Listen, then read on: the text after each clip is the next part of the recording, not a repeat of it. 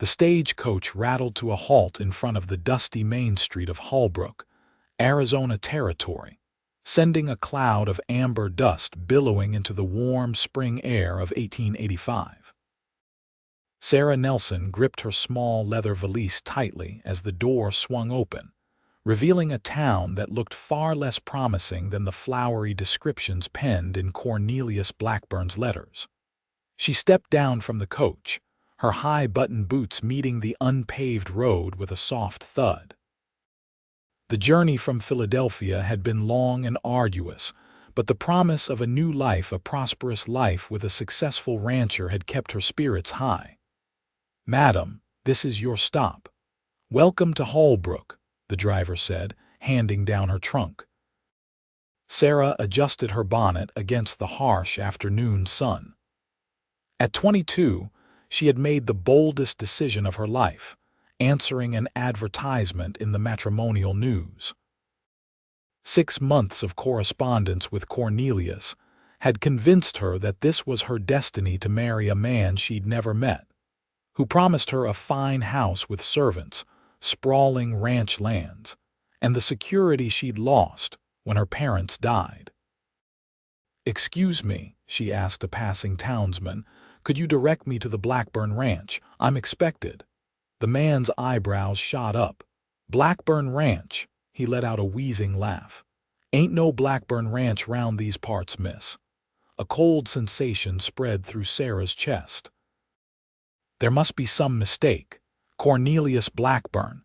He has one of the largest cattle operations in the territory. The man scratched his beard. "Only Cornelius I know works at the livery stable, skinny feller, bit of a dreamer, rents a room above the saloon." Sarah felt the blood drain from her face. This couldn't be happening. Every letter, every promise, the house, the wealth, the position in society, had it all been fabrication? "The livery," she repeated numbly. "Where might I find it? End of the street, can't miss it," he pointed. "You all right, miss? You're looking peaked." Sarah straightened her back. "I'm quite well, thank you." With as much dignity as she could muster, she picked up her valise. "Would you be so kind as to tell me where I might find temporary accommodations? Mrs. Wilkins runs a boarding house. 2 streets over, white picket fence." He looked at her with a mixture of pity and curiosity. "You ain't one of them mail-order brides, are you?" Sarah felt her cheeks flush. "I'll find Mrs. Wilkins. Thank you for your assistance." As she walked away, her mind raced. 6 months of letters, promises of a life of comfort and security, all lies. She had sold her parents' home, left everything familiar behind. And for what? A man who didn't even own the land he'd claimed was his. The livery stable loomed ahead, and Sarah hesitated. Confronting this man now might not be wise. She needed time to gather her thoughts, to decide what to do next. She turned toward the direction of the boarding house when a deep voice called out behind her, "Miss, you need some help with that trunk." Sarah turned to see a tall man with broad shoulders, a worn leather vest over a faded blue shirt, and eyes the color of the Arizona sky. His hat was pushed back, revealing brown hair with hints of copper in the sunlight. There was something instantly trustworthy in his stance, in the way he kept a respectful distance while offering assistance. "I'm quite all right, thank you," she replied, though her arms were already aching from the weight of the trunk. "Begging your pardon, but you don't look all right," he said. "New in town?" Sarah hesitated. "Yes, I'm looking for Mrs. Wilkins' boarding house. I'm heading that direction myself. Name's Cole Owens," he said with a slight tip of his hat. "Ranch hand at the Double J just outside town." "Sarah Nelson," she replied, reluctantly allowing him to take the trunk. "Thank you, Mr. Owens." As they walked, Cole glanced at her curiously. "Most folks don't just arrive in Holbrook without a reason. Family here." Sarah stared straight ahead. "I was under the impression I had an arrangement. It appears I was mistaken." Understanding dawned in Cole's eyes. Blackburn, he said, not a question but a statement. Sarah stopped in her tracks. You know him. Everyone knows Cornelius around here, Cole said carefully. He's got big dreams and an even bigger mouth. And no ranch, Sarah said bitterly. No house, no servants, no, Cole admitted. Just a job at the livery and a talent for tall tales. He shifted the trunk to his other hand.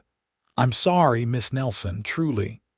They walked in silence for a few moments, Sarah fighting tears that threatened to fall. Everything she had planned, everything she had believed in, had evaporated like morning dew in the desert sun. Here we are, Cole said as they approached a neat white house with a well-tended garden. Mrs. Wilkins is good people. She'll look after you. As he set down her trunk on the porch, Sarah found her voice. Thank you, Mr. Owens, for your help and your honesty. Cole's eyes met hers. Truth's all I've got to offer, Miss Nelson. Not much, but it's always genuine. He hesitated. If you need anything, I'm usually in town on Saturdays. Just ask at the general store. With that, he tipped his hat and walked away, leaving Sarah to face her uncertain future in a town where the only person she knew had already betrayed her. The following morning, Sarah sat across from Mrs. Wilkins at the breakfast table. The older woman had been kind but not intrusive when Sarah arrived, simply showing her to a clean room and inviting her to join the household for meals. So, Mrs. Wilkins said, pouring coffee, you've come all the way from Philadelphia. Yes, Sarah replied.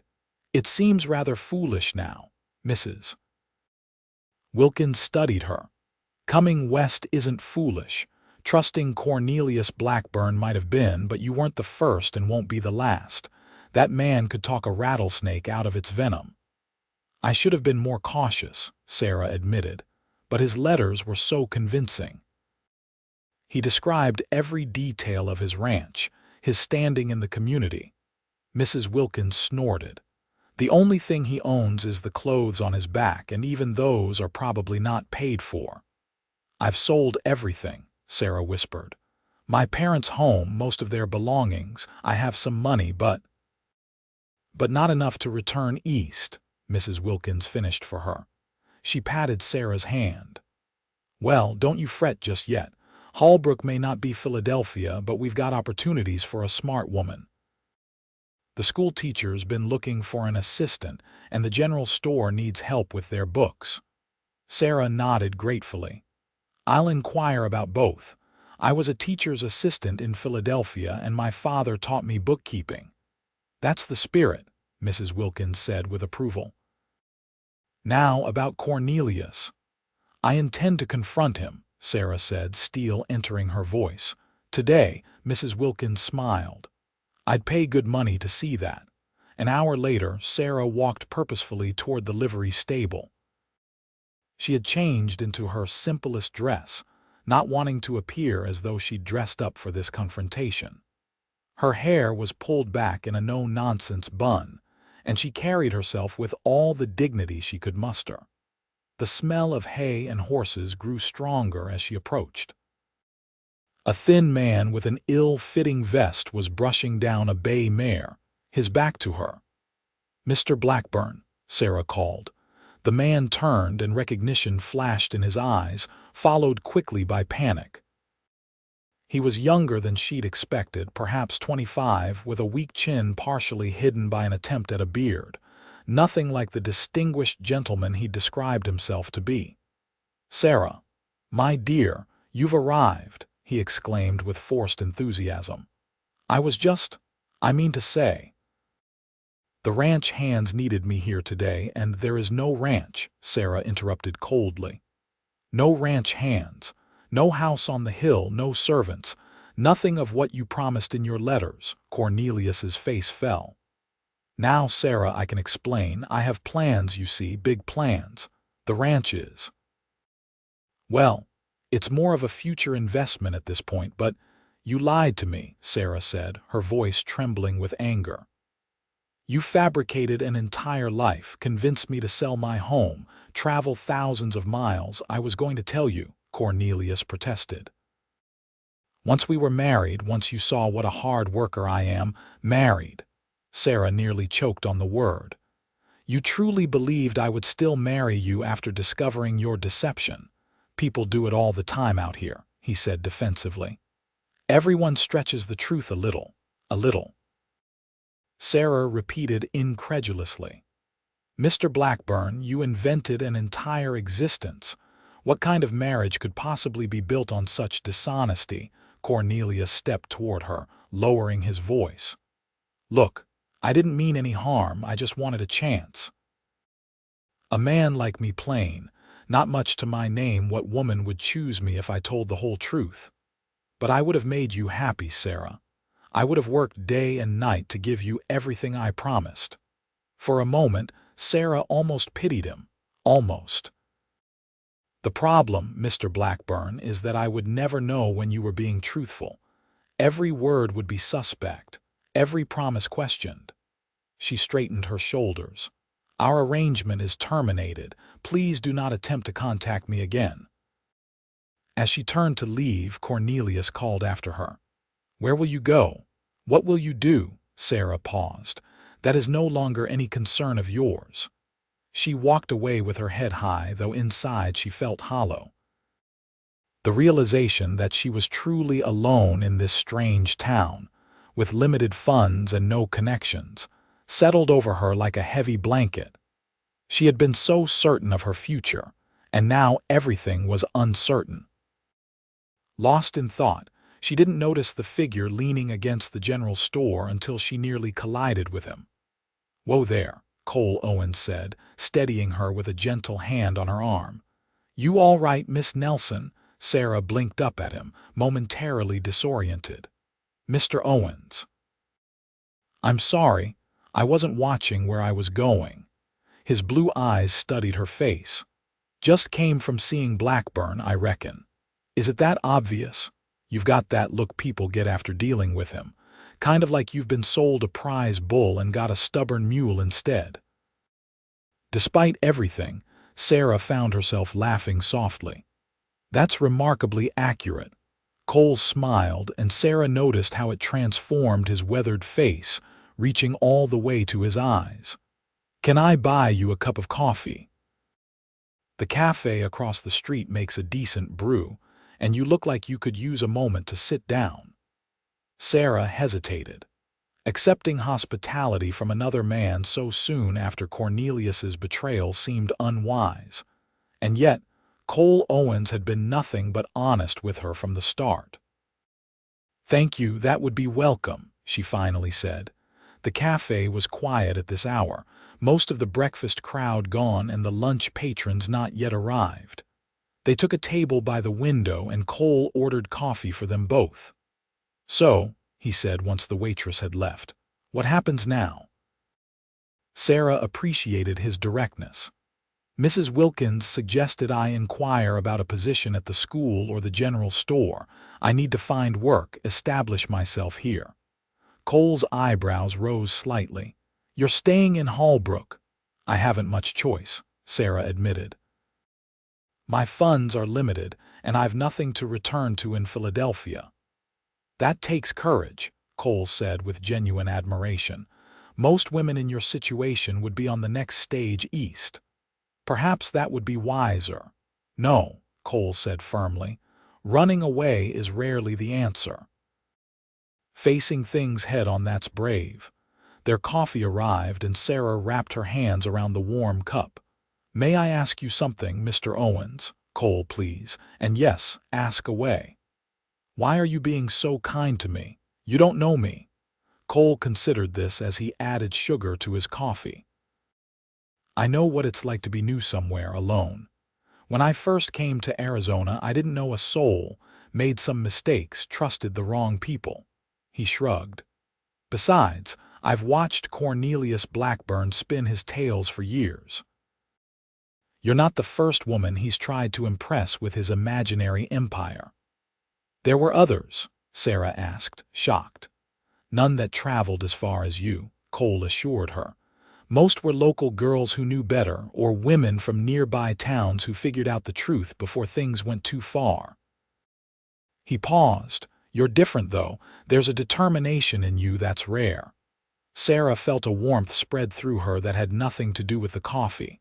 Thank you, though I'm not feeling particularly determined at the moment. You will, Cole said confidently. Give it time. They talked for nearly an hour. Sarah learned that Cole had come west from Missouri after the war, working his way through various ranch jobs until settling at the Double J 5 years ago. He was 31, had never married, and had a reputation as one of the best horsemen in the territory. The Double J is a good outfit, Cole explained. Jacob Johnson's fare pays on time. His wife, Martha, treats the hands like family. It sounds wonderful, Sarah said wistfully. Cole hesitated. Actually, I was thinking.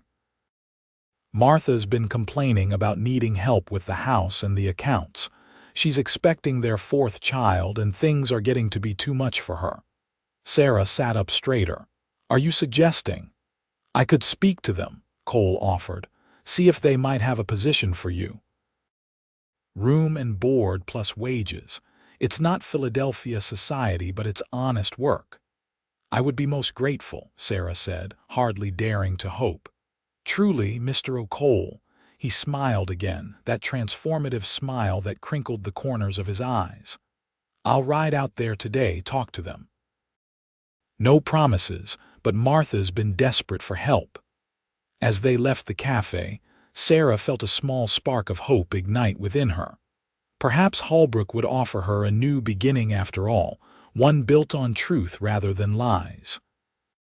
True to his word, Cole returned the following day with news that the Johnsons were interested in meeting Sarah.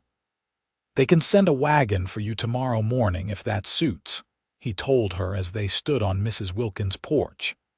That would be perfect, Sarah replied, relief washing over her. I can't thank you enough. Cole shifted, looking almost embarrassed by her gratitude. It's nothing. The Johnsons are good people. You'll like them. Will you be there? Sarah asked, surprised by how much she hoped the answer would be yes. I work the north pasture mostly, Cole explained. But I come in for meals. You'll see me around. He cleared his throat. I should get back, got supplies to deliver to the ranch. As he turned to leave, Sarah called after him, Cole, thank you for being honest with me. After Cornelius, it means more than you know. He looked back at her, his expression serious. Like I said, Miss Nelson, truth's all I've got to offer. The next morning, Sarah was ready when the Johnson wagon arrived. To her surprise, it was Martha Johnson herself who had come, a petite woman with kind eyes and a very prominent pregnancy. Mrs. Johnson, you shouldn't have made the journey in your condition, Sarah fretted as she loaded her trunk onto the wagon. Martha laughed. Nonsense. I'm pregnant, not invalid. And please call me Martha. If we're to live under the same roof, we should dispense with formalities. She eyed Sarah appraisingly. Cole says you're good with figures and have experience teaching. Yes, Sarah confirmed as they set off. My father was an accountant and I assisted at a girls' school in Philadelphia. Perfect, Martha declared. I need help with the ledgers, the children's schooling, and managing the household.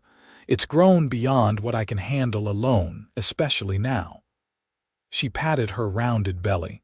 How old are your children? Sarah asked. James is 8, Emma is 6, and little Thomas just turned 4, Martha replied proudly. This one's due in 2 months. She glanced at Sarah. Cole told us about your situation, that Cornelius Blackburn should be run out of town for what he does. Sarah felt her cheeks warm. It was my own fault for being so credulous. Nonsense, Martha said firmly. Men like that prey on decent women's hopes. There's no shame in being deceived by a practiced liar. She smiled reassuringly. But that's behind you now. The Double J might not be the grand ranch Blackburn invented, but it's prosperous enough and full of good people. The journey took just over an hour, and Sarah watched with growing interest as the landscape changed from town to open range. The Double J Ranch came into view gradually, first the fence line, then outbuildings, and finally the main house. It was a substantial structure, 2 stories with a wide porch and solid construction. Nothing like the mansion Cornelius had described in his letters, but far more impressive than Sarah had expected. "It's lovely," she breathed. Martha beamed. "Jacob's father built the original cabin, but we've added on over the years. There's 6 bedrooms upstairs, 1 for us, 1 for each child, 1 for you, and a spare for guests. The Hands have a bunkhouse behind the barn." As they pulled up to the house, a tall man with graying hair emerged from the barn. He approached the wagon with long strides, lifting Martha down with careful hands despite her protests. "You shouldn't be driving in your condition," he scolded gently before turning to Sarah. "You must be Miss Nelson. I'm Jacob Johnson. Welcome to the Double J." "Thank you for this opportunity, Mr. Johnson," Sarah said, accepting his help down from the wagon. "Cole speaks highly of you," Jacob said, "and we're in desperate need of help around here." He looked at his wife with obvious affection. "This woman tries to do everything herself, even with another baby on the way." "Someone has to keep this place running," Martha retorted good-naturedly. The sound of children's laughter drew Sarah's attention to 3 small figures racing from the house. They skidded to a halt before their mother, eyeing Sarah curiously. "Children, this is Miss Nelson," Martha introduced. "She'll be helping me with the house and your lessons. Say hello properly." 3 voices chorused "Hello, Miss Nelson" with varying degrees of enthusiasm. "It's lovely to meet you all," Sarah replied with a smile. "I look forward to getting to know you better." James, the oldest, squinted at her. "Do you know how to make cookies?" "Miss Bennett knew how to make the best sugar cookies, but she got married and left." "James," Martha admonished. Sarah laughed. "As a matter of fact, I do make excellent cookies. Perhaps we could bake some together tomorrow." This suggestion was met with immediate approval from all 3 children, cementing Sarah's acceptance into the household with remarkable speed. As Jacob carried her trunk upstairs, Sarah found herself standing on the porch, taking in the view of the ranch spreading out before her. The land wasn't as lush as Pennsylvania, but there was a stark beauty to it that spoke to something deep within her. "It grows on you," a familiar voice said behind her. Sarah turned to find Cole standing there, his hat in his hands. "The view, Arizona," he clarified. "When I first came here, I thought it was the most God-forsaken place I'd ever seen. Now I can't imagine being anywhere else." Sarah studied him in the clear afternoon light. There was an openness to his face, a sincerity that contrasted sharply with Cornelius's practiced charm. "The Johnsons seem wonderful," she said. "Thank you again for arranging this. They needed help. You needed work." "Simple as that," Cole replied, though a faint color tinged his tanned cheeks. "I should get back to the herd. Just wanted to make sure you arrived safely." As he turned to go, Sarah called after him, "Will you be at supper?" Cole paused. "Yes, madam. Wouldn't Miss Martha's cooking for anything." Sarah watched him walk toward the corral where several horses waited. There was something about Cole Owens that intrigued her, his straightforwardness, perhaps, or the quiet confidence with which he carried himself. Whatever it was, she found herself looking forward to supper more than she would have expected. The following weeks passed in a blur of activity. Sarah quickly established herself as an invaluable member of the Johnson household. She helped Martha with the accounts, organized the pantry and linens, and began a regular schedule of lessons for the children. The work was demanding but satisfying, and Sarah found herself adapting to ranch life with surprising ease. Cole was often absent during the day, working with the cattle or horses, but he never missed the evening meal. Sarah came to look forward to these gatherings, where the family and senior ranch hands would share stories and news around the large dining table. Cole rarely spoke much, but when he did, everyone listened. There was a respect accorded to him that went beyond his position as foreman. One evening in late April, after the children had been put to bed, Sarah sat on the porch with Martha, enjoying the cool night air. Jacob and Cole were discussing the upcoming cattle drive, their voices a low murmur from Jacob's study. "Cole's been with us nearly 5 years now," Martha remarked, following Sarah's gaze toward the study window. "Best hire Jacob ever made." "He seems very capable," Sarah agreed, trying to sound neutral. Martha's eyes twinkled. "And handsome too, wouldn't you say?" Sarah felt her cheeks warm. I suppose he has a certain appeal." Martha laughed softly. "No need to be coy with me, Sarah. I've seen how you look at him. And how he looks at you when he thinks no one's watching." I'm sure you're mistaken," Sarah stammered.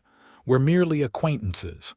"If you say so," Martha said, clearly unconvinced. "Though I will say this Cole Owens is the most honest man I've ever known. After what you went through with Blackburn, that might be worth considering." Before Sarah could respond, the study door opened, and Cole emerged with Jacob. They joined the women on the porch, Jacob taking the seat beside his wife while Cole leaned against the railing, his hat in his hands. "Beautiful night," Jacob commented, gazing up at the star-filled sky. "Indeed," Sarah agreed, conscious of Cole's presence just a few feet away. "Miss Nelson," Cole said suddenly, "I'm riding into town tomorrow for supplies. Thought you might want to come along if you've got errands to run." Martha shot Sarah a knowing look. What a lovely idea. Sarah was just saying she needed fabric for new curtains in her room. "I was," Sarah asked, confused. "You were," Martha insisted, patting her hand. "And I believe Mrs. Wilkins has a package for you as well." "Then yes, I would be pleased to accompany you," Sarah told Cole, trying to ignore Martha's satisfied smile. The following morning dawned clear and bright. Sarah dressed with particular care, selecting a blue calico dress that she knew complemented her eyes. She pinned her hair in a simple but flattering style and added a touch of rose water, a luxury she rarely indulged in. Cole was waiting by the wagon when she emerged from the house. He stood a little straighter when he saw her, his eyes widening slightly before he composed his features. "You look nice," he said simply, helping her onto the wagon seat. "Thank you," Sarah replied, settling her skirts around her. The journey to town was initially quiet, both of them seemingly uncertain how to begin a conversation without the buffer of the Johnson family. Finally, Cole broke the silence. "You've settled in well at the Double J," he observed. "Martha says she doesn't know how they managed without you." Sarah smiled. "That's kind of her. I've come to love it there. The children are delightful and the work is satisfying." "Different from what you expected when you came west," Cole said. "It wasn't a question." "Yes," Sarah admitted. "Very different, but perhaps better in ways I couldn't have anticipated." Cole glanced at her. "No regrets, then, about leaving Philadelphia?" Sarah considered this. "I miss certain things, the theaters, the libraries. But no, I don't regret coming west, even with everything that happened." Cole nodded, seeming to understand all she wasn't saying. "Sometimes the wrong path leads you to the right place." They reached Holbrook just before noon. The town was busy, with wagons and riders moving up and down the main street. Cole helped Sarah down from the wagon, his hands lingering at her waist for just a moment longer than necessary. "I need to order supplies at the general store," he said. "Shall we meet at the cafe for lunch in an hour?" "That would be lovely," Sarah agreed, already looking forward to their meal together. She completed her errands efficiently, purchasing fabric for curtains and collecting the package that had indeed been waiting at Mrs. Wilkins' boarding house, a book of poetry Sarah had ordered before leaving Philadelphia. As she walked toward the cafe, she caught sight of a familiar figure stumbling out of the saloon. Cornelius Blackburn looked worse than when she'd last seen him. His clothes were wrinkled, his face unshaven, and there was a defeated slump to his shoulders. He saw her at the same moment she noticed him, his eyes widening with recognition. "Sarah," he called, hurrying toward her with unsteady steps. "Sarah, wait." Every instinct told her to keep walking, to ignore him completely, but something, perhaps pity, made her stop and face him. "Mr. Blackburn," she acknowledged coldly, "I have nothing to say to you." "Please just listen," Cornelius begged, his voice slurred from drink. "I've been a fool. I know that now. I lost my job at the livery, can't even pay for my room." "That is unfortunate," Sarah said, unmoved, "but it's no concern of mine." "I thought maybe you could help me," he suggested, swaying slightly. "You're doing well, I hear, working for the Johnsons. Maybe you could put in a word for me." Sarah stared at him incredulously. "You lied to me, deceived me completely, and now you expect me to help you." "I said I was sorry," Cornelius protested. "People make mistakes. What you did was not a mistake, Mr. Blackburn. It was a calculated deception that could have ruined my life." Sarah stepped back from him. "Please excuse me. I have an appointment." Cornelius grabbed her arm. "Don't walk away from me. You think you're too good for me now, cozying up to Cole Owens. He's just a ranch hand, not even his own boss." "Let go of me," Sarah said firmly, trying to pull away. "Is there a problem here?" Cole's voice, calm but with an edge of steel, came from behind her. Cornelius immediately released her arm, stepping back with alarm evident on his face.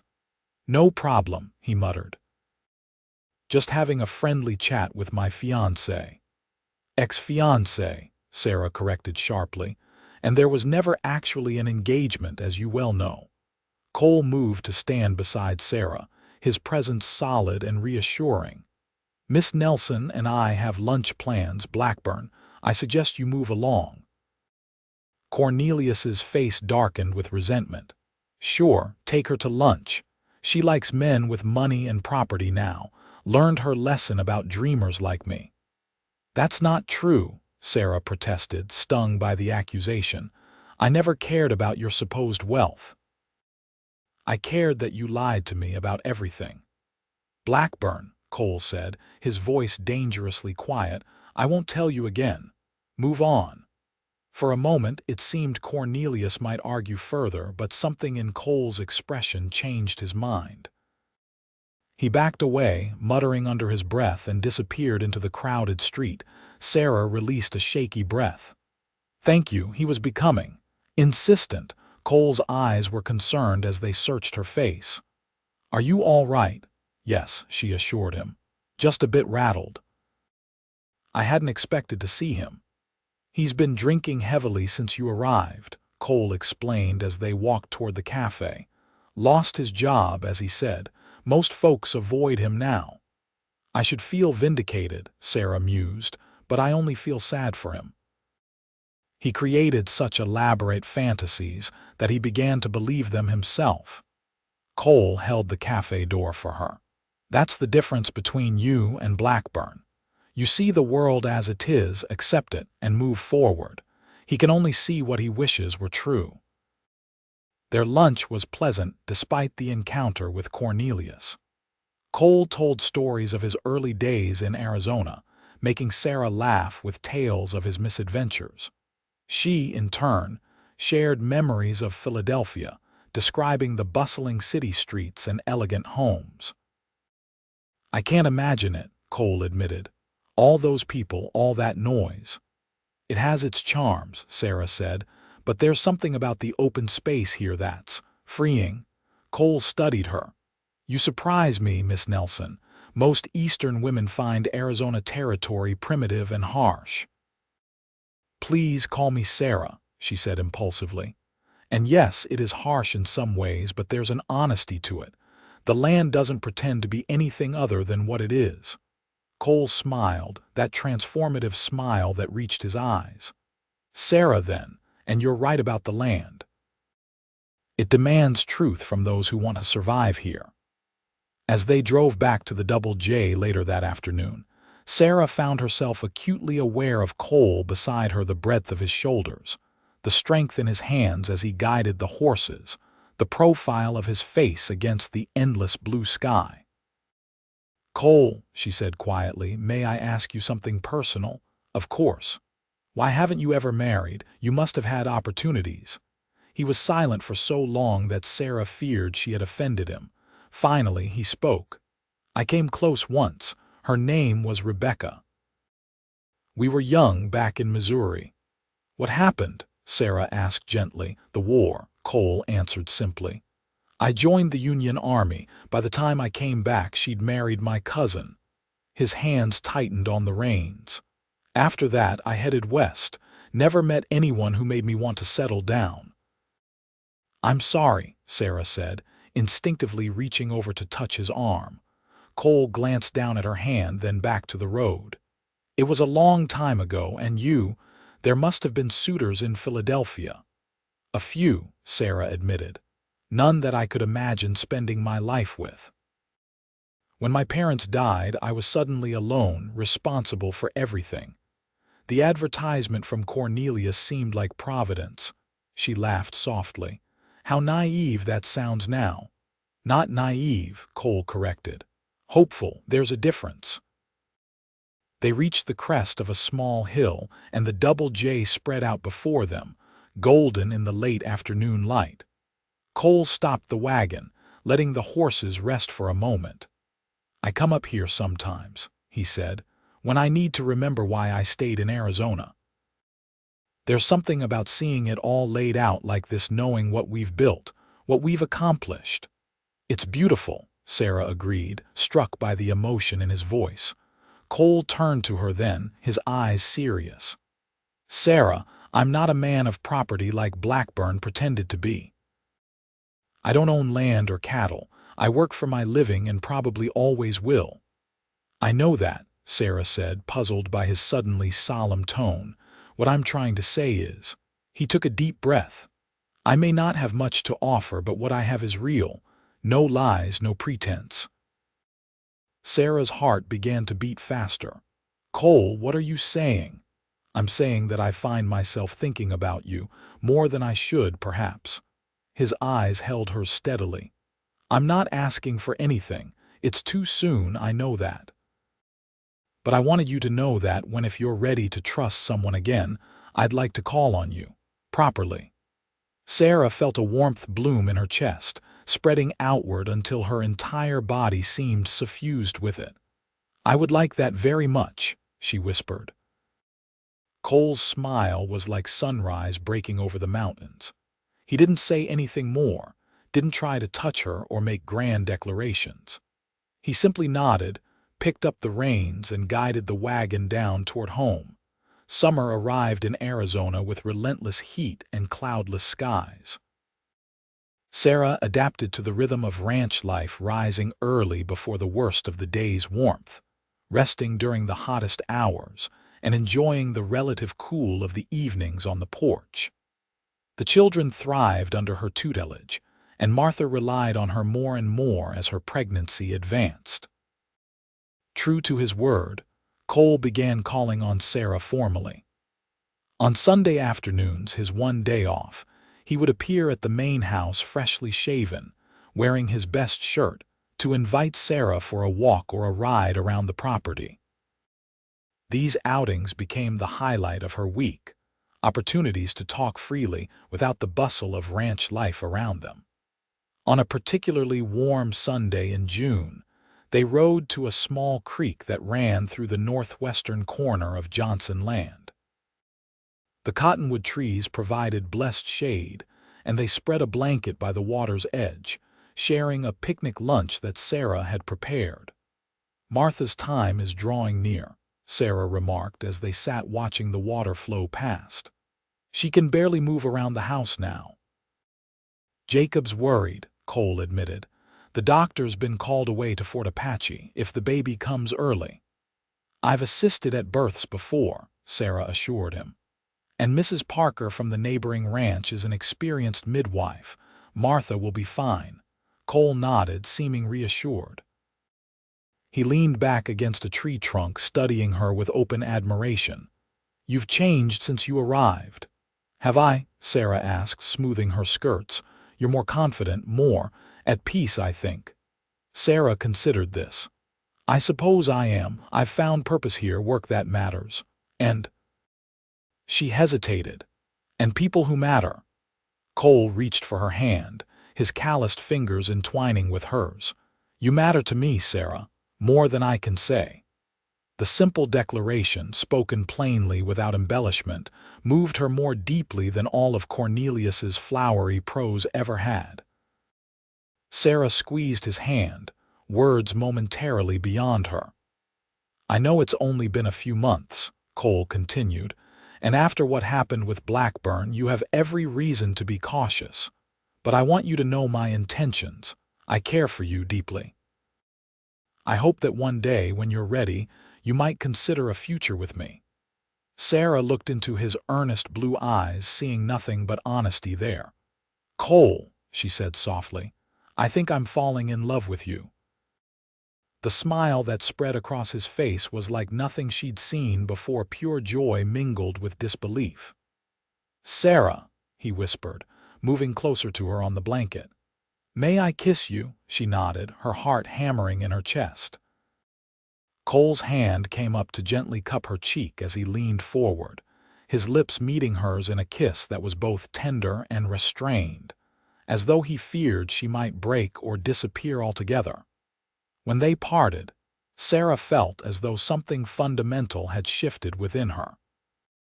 The last lingering shadows of doubt and disappointment were swept away by the warmth in Cole's eyes. "I love you," he said simply. "I think I have since that first day in town, when you were standing there looking lost but determined." Sarah laughed softly. "I certainly didn't feel very determined." "But you were," Cole insisted. "Anyone could see it. You'd been deceived, betrayed, but you weren't beaten." His thumb stroked across her cheekbone. "You're the strongest woman I've ever known, Sarah Nelson." They returned to the ranch later than planned, both glowing with their newly acknowledged feelings. Jacob raised an eyebrow at their joined hands but said nothing, merely smiling knowingly at his wife. That night, as Sarah prepared for bed, a commotion erupted downstairs. She threw on a robe and hurried to the landing to find Martha leaning heavily against the dining room table, her face contorted in pain while Jacob hovered anxiously beside her. "The baby," Martha gasped, seeing Sarah. "It's coming. Too fast." "Jacob, help her to bed," Sarah instructed calmly, falling back on her experience assisting at births in Philadelphia. "I'll send one of the hands for Mrs. Parker." By the time Sarah reached the bunkhouse, Cole was already awake, pulling on his boots at the first sound of disturbance from the main house. "Martha's in labor," Sarah explained breathlessly. "We need Mrs. Parker, but it may be too late. The baby's coming quickly." Cole nodded, immediately understanding the urgency. "I'll ride for her myself. Tom can go for the doctor, though he's likely still at the fort." Within minutes, 2 riders were galloping out of the yard. Sarah hurried back to the house, where Martha's pains were coming with alarming frequency. "This one's in a hurry," Martha panted as Sarah helped her into a clean nightgown. "None of the others came this fast." "Everything will be fine," Sarah assured her, projecting a confidence she didn't entirely feel. "Your body knows what to do." The next 2 hours passed in a blur of activity. Mrs. Parker arrived, took one look at the situation, and immediately took charge. Sarah assisted, following her instructions without question, while Jacob paced the hallway outside, occasionally calling anxious questions through the door. Just before dawn, Martha gave a final push, and a strong cry filled the room as Mrs. Parker lifted a squirming, red-faced baby boy. "Another son," she announced, placing the infant on Martha's chest, strong and healthy by the sound of him. Martha wept with joy, cradling her newborn while Sarah cleared away soiled linens and helped make mother and child comfortable. When Jacob was finally allowed in, his face wet with tears of relief, Sarah slipped out to give the family privacy. She found Cole sitting on the porch steps, his face gray with exhaustion from the hard ride to and from the Parker Ranch. "A boy," she told him, collapsing onto the step beside him. "Both doing well." Cole exhaled deeply. "Thank God, when I saw how worried you were." "I wasn't worried," Sarah protested weakly. Cole gave her a knowing look. "You forget I can read you now." He reached for her hand. "You were magnificent from what Jacob says, calm and capable when everyone else was panicking." "Mrs. Parker did the real work," Sarah demurred. "She says you're a natural midwife," Cole countered. "Says she hasn't seen hands that steady in a birthing room in years." Sarah leaned against his shoulder, suddenly overwhelmed by exhaustion. "I'm just glad they're both safe." Cole pressed a kiss to the top of her head. "Get some rest." "You've earned it." The baby, named William Cole Johnson in honor of the ranch foreman who had ridden so hard to fetch help, thrived from the start. Sarah found herself sharing in the family's joy as though it were her own, a feeling that both surprised and delighted her. 2 weeks after William's birth, a letter arrived for Sarah from Philadelphia. It was from her father's former business partner, responding to an inquiry she had made months earlier. "Is everything all right?" Cole asked, when he found her reading it with a furrowed brow. Sarah looked up, surprised. "Yes, actually, better than all right." She handed him the letter. "It seems my father's investments were worth more than I realized. Mr. Harrington has sold the last of them and is forwarding the proceeds." Cole scanned the letter, his eyebrows rising. "Sarah, this is a substantial sum." "Yes," she agreed. "Enough to—" "Well, to do quite a lot, actually." A shadow passed over Cole's face. "Will you be returning to Philadelphia, then, now that you have the means?" "No," Sarah said firmly. "My life is here now." She hesitated. "But I've been thinking. The Miller's property adjoining the Double J is for sale. 200 acres with a small house and good water access." Cole stared at her. "You want to buy land?" "I was hoping we might buy land," Sarah clarified, her heart pounding. "Together, as husband and wife." The silence that followed seemed to stretch for an eternity. Then Cole was on his feet, pulling Sarah up with him, his hands framing her face. "Sarah Nelson," he said, his voice rough with emotion. "Are you proposing to me?" She laughed, giddy with the boldness of her own actions. "I believe I am."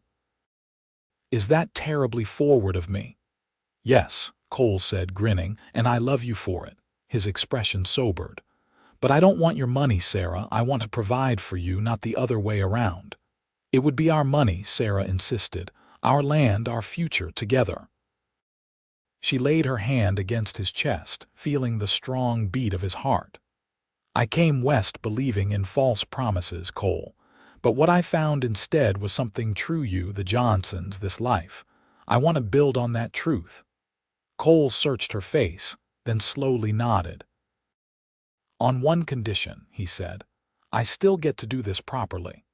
He lowered himself to one knee, still holding her hands in his. "Sarah Nelson, will you marry me? Not for land or money, but because I love you and want to spend my life with you." Tears blurred Sarah's vision. "Yes," she whispered. "Yes, I will." The wedding took place in September, when the worst of the summer heat had passed and the land was bathed in golden light. They were married in the Johnsons' front yard, with Martha standing as Sarah's matron of honor and Jacob as Cole's best man. The new baby slept peacefully in a cradle nearby, while the older children scattered wildflower petals along the path where Sarah walked to meet her groom. Sarah wore a simple dress of pale blue silk, ordered from a dressmaker in Tucson, with her mother's pearls at her throat. Cole looked handsome and slightly uncomfortable in a new suit, his hair freshly cut and his face clean-shaven. The ceremony was brief but heartfelt. When the minister pronounced them husband and wife, Cole kissed Sarah with a tenderness that brought tears to the eyes of even the most hardened ranch hands in attendance. The celebration afterward lasted well into the evening, with music and dancing on the packed earth of the yard. As the sun began to set, Cole led Sarah away from the festivities toward their waiting wagon. "Mrs. Owens," he said, the name new and wonderful on his lips, "are you ready to see our home?" They had purchased the Miller property as planned, spending the summer months renovating the small house while continuing their duties at the Double J.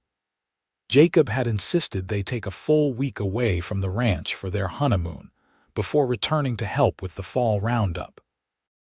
"More than ready," Sarah replied, accepting his hand into the wagon. They drove the short distance to their new property in comfortable silence, Sarah's head resting on Cole's shoulder. When the house came into view, Sarah gasped in delight. Lanterns had been hung from the porch rafters, casting a warm glow over the whitewashed walls and new blue shutters. "Jacob and the boys must have ridden over earlier to light them," Cole explained, clearly pleased by her reaction. Cole carried her across the threshold, setting her down gently in the main room. The house was modest but well built, with a large fireplace, a kitchen area, and 2 small bedrooms. They had furnished it simply but comfortably with pieces purchased from families moving east and items crafted by Cole's own hands. "It's perfect," Sarah breathed, turning in a slow circle to take it all in. "Absolutely perfect." Cole wrapped his arms around her from behind, drawing her against his chest. "Welcome home, Sarah." She turned in his embrace, rising on tiptoes to kiss him. "Home," she repeated. "I never thought I'd find it here in Arizona of all places. Are you disappointed?" Cole asked, a hint of old insecurity in his voice. "It's not the grand house Blackburn promised."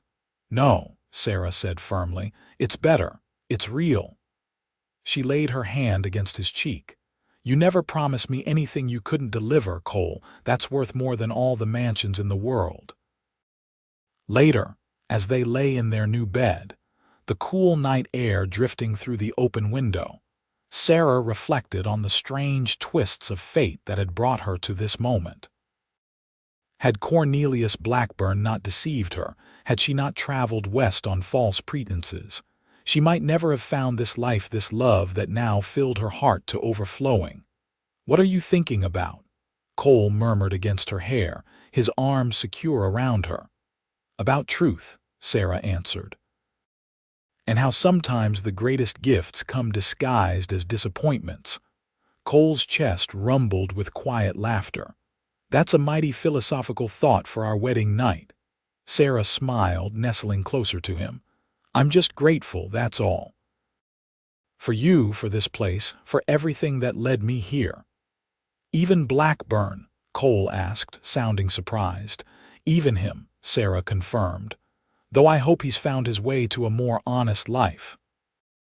They had heard that Cornelius had left Holbrook shortly after their engagement was announced, heading south toward Tucson with talk of opportunities in silver mining. Sarah had pitied him, in a distant way, but her own happiness was too complete to dwell on his misfortunes.